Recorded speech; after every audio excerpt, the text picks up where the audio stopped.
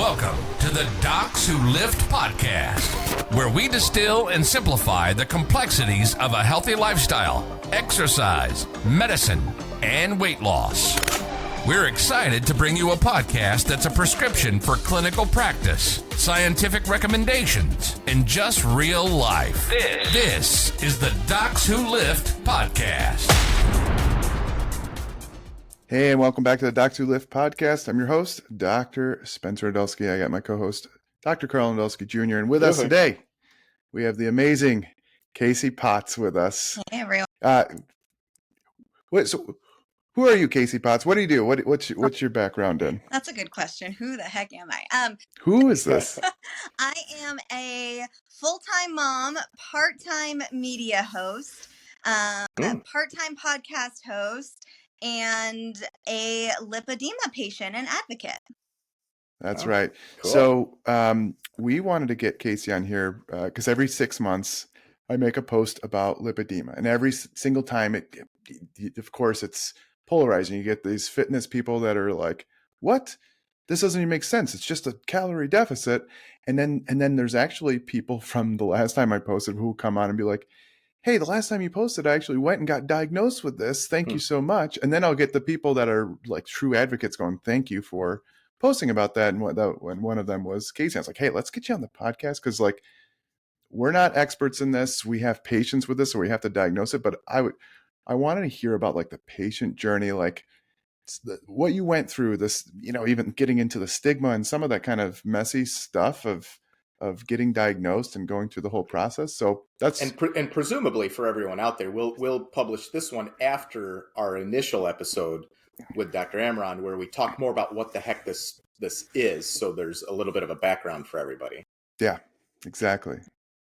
Yeah, I mean, lipedema is something that has only been in my vocabulary for honestly less than a year.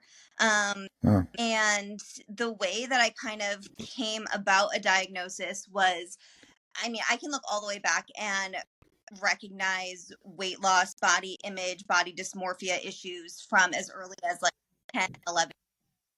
And it was at that time that like my legs were a little chunkier and heavier than the other girls that were on my soccer team or in my dance class.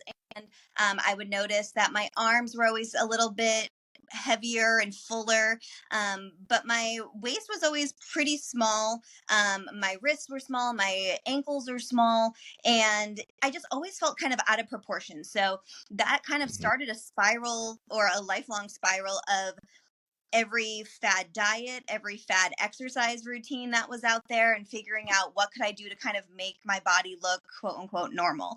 And I grew up in a very small town in Massachusetts, and then I moved to Los Angeles almost 12 years ago now. So, body image issues are not exclusive to Los Angeles. Let me tell you, they can start in the small town, and they kind of only get amplified when you live in LA.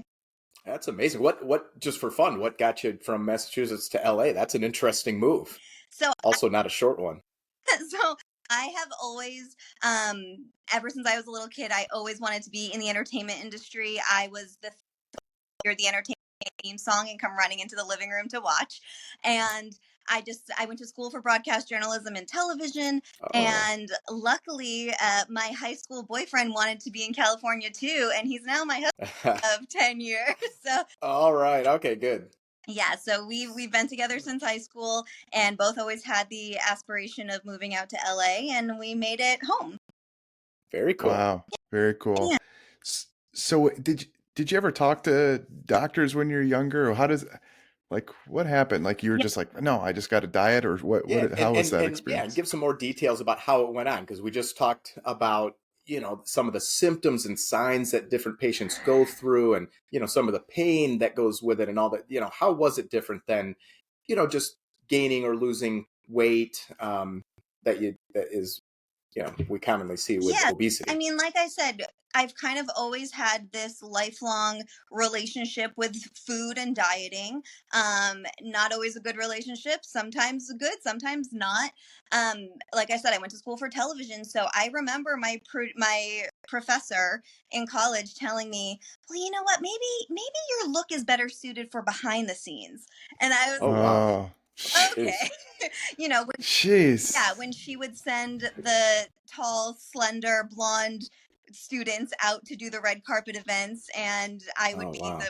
on the production team, that Mhm. just kind of continued to eat away at like, okay, my body isn't normal. My body isn't what is desirable to be on television and everything. So I just kind of went through, again, cycles and cycles of diets and workout routines, and I had my daughter 7 years ago, and I did keto for the first time after I had her, and it worked a little bit. But this was like 2017, where there wasn't too much about keto. It was like, hey, eat bacon and you're good. Like, Yeah.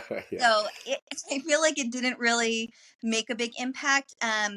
And then about 2 years later, I did it again because I just felt like there were a lot more resources, there were a lot more tools out there, and I lost about 35 or 40 pounds on keto. So I was like, okay, this is great. This is Mhm. the way that I feel like my body looks its best, performs its best. And then, as I'm sure you guys know, keto only works until it doesn't anymore. Mhm. And it stopped working for me. So the weight came back, and life kind of got in the way. And I was just getting so frustrated. So I started working with a dietitian. I started working with a personal trainer. Again, the things that I thought were what I was supposed to do Yeah. to kind of help my body. And I was at the point where I was working out 6 times a week, eating 1,200 calories a day, and doing semaglutide shots. And for Mm. 3 months, I lost 8 pounds. So I have a question for you Yeah. though. When you did lose weight, Yeah. so The again, keto. during the keto diet, you did lose weight. So if, for our patients with obesity, especially obesity related diseases, et cetera, when they lose that weight, that's a really good surrogate for health benefits. And yeah, there usually is a cosmetic benefit too. Mhm. Can you tell everyone what what specific areas didn't necessarily change? Just because you lost weight Yeah. doesn't mean that, because we're talking about lipedema, Right. right? So tell us about that and Let's how hear that it. went Well, down. it's funny because in retrospect, like, I didn't know what I didn't know at this point. Yeah. Sure. I didn't realize that no matter what I did, my arms weren't getting any sort of muscle tone. I didn't realize that my legs weren't getting any sort of muscle tone. And the feeling that I would feel in my arms and my legs, I would feel these granular, it felt like I had bags of rice underneath my skin. And Yeah. Yeah. I honestly, I feel like this is like a media thing. I just assumed, oh, that's cellulite. Like, that's what cellulite feels like. It's lumpy. And come to find out, that's such a telltale sign of lipedema, is this granular, almost like, it can be as small as like a rice texture or like as big as like a walnut texture under Yeah. your skin. That's exactly what's in that. I mentioned in the other podcast, the lipedema.org, the Lipedema Foundation, they describe it exactly like that. They talk about rice, walnuts type stuff. Yeah. Hmm. And I don't go around feeling other people's legs and arms and everything. So I just thought that's what fat felt like. And even at my lowest weight, I still had these disproportioned kind of arms and legs. Yeah. My waist was super tiny. I kind of looked a little off balance, but again, in the world Yeah. of Kardashians, like, it's not the weirdest thing either, like, to have this small waist. So I just kind of chalked it up to, this is the way that my body's going to be. But that was on keto, and that was when I was eating such a strict diet, Hmm. and on a much more scrutinizing workout plan. But then again, it didn't work that second time when I was trying to do it like a year and a half ago. Yeah. So then what happened? How'd you come across this Yeah. condition? So like I said, so working out 6 times a week, eating 1,200 calories a day, and doing semaglutide shots every week. and I lost 8 pounds. And my dietitian was like, this is impossible. There's something else going on here with all this stuff that you're doing. You cannot just be losing this little amount of weight and your body composition isn't changing. Your measurements aren't changing. Like something's going on. And you were healthy, right? Yeah. I mean, Oh, yeah. like if you were checking lipids and sugars, Yeah. you were metabolically very healthy. Yes. It was just these areas that were what you described. Totally. And like we did full blood panels and everything to make sure there weren't thyroid issues and, you know, all of the above. We're really trying to check all the boxes and figure out what's going on. So she, at this point, was like, can I just take your case to one of my colleagues at like a peer board kind of to review? And she came back and she was like, so I talked to one of my colleagues and she asked if I had you look into the term lipedema, because it's something that she has and your symptoms sound an awful lot like her. Oh, wow. Yeah. Well, small world. Well, I guess it's not super small because 1 in 10 people might have it, but right, there you go. It's not 10%. That uncommon. No, exactly. But well, it's not. People don't commonly know it though. Yeah, exactly. It's the awareness, which is hence why we're doing this. Yeah. No, that's exactly it. And so at that point, I went down the Google rabbit hole and started searching lipedema and seeing these arms and legs that looked like mine. And I happened to find a lipedema and a lymphedema specialist in Santa Monica. So I went down to her office. Her name's Dr. Emily Eicher. And I was in her office for 30 seconds, fully clothed. And she looked at me. She goes, oh, yeah, you have lipedema. I'm like, wow. 30 seconds across, you know, decades of things that any other doctor I've gone to could never tell me. And it was always just well, you know, like you said earlier, calories in versus calories out, or just stay away from carbs, stay away from sugars, try, you know, an anti-inflammatory diet, which kind of is what keto is in some senses. And that's why it does work for lipedema patients as an anti-inflammatory diet. But I knew that there was something else going on and I felt so relieved. It was like this weird weight lifted off of me, but then also like, okay, well, what does this mean? This means that it isn't something completely in my control now. So it got so what did you do? So what happened? He gave me a list of conservative treatments. So conservative treatments can be anything from compression pump therapy, manual lymphatic drainage massages, dry brushing, compression garments that you can wear, vibration plates, like I said, an anti-inflammatory diet. And then she said, you know, and if you want to go the surgery route, there are surgical options. And I'm someone who, if you tell me I have a problem and here's the solution, but you can try all this other stuff first, but there's a stairway over here to the solution, I'm going to take the stairs. So I went and I researched some of the surgeons that she referred me to.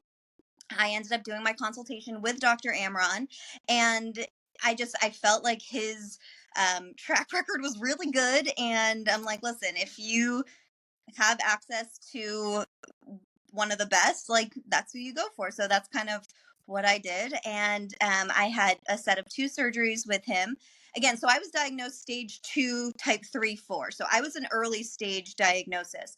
So that was why I was looking at it as like, I'm going to nip this in the bud. I'm going to do the surgery early. And Dr. Amron has patients that go from stage 0 all the way to stage 4. So he really can run the gamut, where other doctors kind of specialize in certain stages and would rather get a more preventative kind of approach, or they do large volume extraction and removal. That's their specialty. But Dr. Amron had a good spectrum of patients, and I just felt like I was in really good hands with him. So I did the 2 surgeries. First one was in October. Second one was in January, and I am finally on the other side of it. But what I tell everyone is like, I'm not done. It's not like I don't have lipedema anymore. I have lipedema. He kind of gave me a reset button where it's now my responsibility to manage it and to maintain those conservative treatments that I mentioned that, you know, Dr. Eicher gave me, and kind of just figure out how to live with it and not let it be a life sentence, but like I said, manage it. Yeah. Did you have pain before or still, did it improve the pain? Like some of that stuff, some of the other things in addition to just like the cosmetic aspect. Yeah. The heaviness, the pain, all that stuff. So it's funny because like I said, I didn't know what I didn't know, and I didn't realize that I had this whole list of symptoms that were totally on the mark for lipedema that I just thought were normal. So some of them include super easy bruising in my arms and legs. Like I would wake up and be like, how the heck did that happen? Like, where did I even fall, or what did I hit? But it could be something as easy as just like leaning up against the bathroom counter the wrong way or something, and a bruise would form. And then if a pet would jump on my lap, or if my daughter would put her elbows on my lap, it would throb for a good 30 seconds. But again, I've had fat thighs my whole life, so I'm like, that's what fat feels like. But apparently it's not normal. And yeah, just like little symptoms like that, where I just had this heaviness in my legs that I assumed was because of the size of my legs, but there's such a different heavy, dense feeling to lipedema that I didn't realize wasn't normal. That's so interesting. What was the surgery like? Like, what is it in recovery and So all that type of stuff? So my first surgery was my upper leg. So it was a 360 approach to my basically like my hip to my knee on both legs, and it is a very specialized form of liposuction, basically. Which, if I can tell you the shame that came around getting this surgery. Oh no. Such Really? a mental, like, I think that there's a huge part of this disease that doesn't get talked about, and it's the mental component. Like, I wish that all these doctors' offices and surgical centers had a mental health component to help patients, because walking in to that surgery, or even just like scheduling my surgery and telling my friends and family about it, and just, just like you asked, like, what is this surgery? Saying the word liposuction, all I could think about was like in Legally Blonde, where she wouldn't give her alibi because she was having liposuction. Oh, no. It's stigma. You feel shame. Boy, You're feeling shame. Stigma and You're feeling internalized shame. bias and all Yeah, the stuff we talk about. Wow. And even, if I'm being completely honest with you, even saying what lipedema is when you have to explain it to someone, I try so hard not to use the word fat, because as soon as you use the word fat, an eye will roll. Okay, like, yeah, you just diet and exercise. Like, you don't have a fat disorder, but actually you do. Yeah, well, and in fact, he was telling us that there was a bariatric surgeon in Europe who is like kind of a loud voice trying to claim that this is not a real thing, which is sad to hear. Well, I constantly am waiting for someone to pull the rug out from under me and say lipedema isn't real, and no, you're just overweight. Or you saw my comment section, right? Yeah, no, exactly. Because that's what we as patients have been faced with for so long, and that's the response that we've gotten from everyone in a white coat that we've brought these concerns and these symptoms to. And it's very often, like, I've told the team over at Dr. Amron's office that women who have lipedema are so used to and conditioned to being dismissed by the medical field that we don't want to be the squeaky wheel. We don't want to bring up if something feels wrong or something feels abnormal. So, like, follow-ups with lipedema patients are super important. Like, you need to call us. We're not going to call you. You need to call us and check on us, because we don't want to be that burden. We've constantly been told, like, no, just go for an extra walk. No, just reduce your calories. So I think that there's just, like I said, this mental component of pre-op, post-op, just ways to understand this condition isn't just a fat condition. It is a connective tissue disorder. It's an autoimmune disease. Like, there's so many components to it that I don't feel like get talked about very much to kind of give it that holistic answer as to what lipedema actually is. Well, and we don't know much about it still. It's a very fledgling science pathology that, and that's part of why it does get dismissed, because obesity in itself is a kind of a young science. Yeah. We have these same exact issues with the disease of obesity as specialists and endocrinologists and surgeons, for the same exact kind of thing, except that this is a whole different pathology. And then that's even harder for people to grasp, because, as Dr. Amron noted, I don't think I recall anybody ever It was never mentioned in med school because it wasn't. It's It's not never. really a well-known entity. It's just it's a relatively new understanding, and we still don't understand everything. We don't understand everything about obesity, and let alone this different disorder that. And of course, then they like he was saying, they can exacerbate each other too, which Right. is unhelpful. And there's already all the stigma and everything and then this is just even worse. Right. So you think Dr. Amron should get a behavioral health? Let's shoot him this podcast and be like, come on, dude. Oh no, I'm such the, like I said, I'm sure. Feel. I'm kidding. I'm working with their team as an ambassador and everything because I feel so passionate about the advocacy, and because if I didn't continue to go and work with dietitians and nutritionists and everything and be like, no, something else is going on, we would have never figured this out. And Yeah. I mean, to be completely frank, I was down the road of scheduling consultations for plastic surgery and for like the mommy makeover because I just couldn't take it anymore. I'm like, what is going on? Something isn't clicking. Like, is this a hormonal thing that my body just doesn't want to work? And come to find out, had I gone and gotten like any sort of traditional liposuction, I could have completely damaged my lymphatic system and ended up with lymphedema. That's a pretty good point. And I don't think we got into that with Dr. Amron, even though we talked about, more subspecialization in this and trying to, get more people doing it.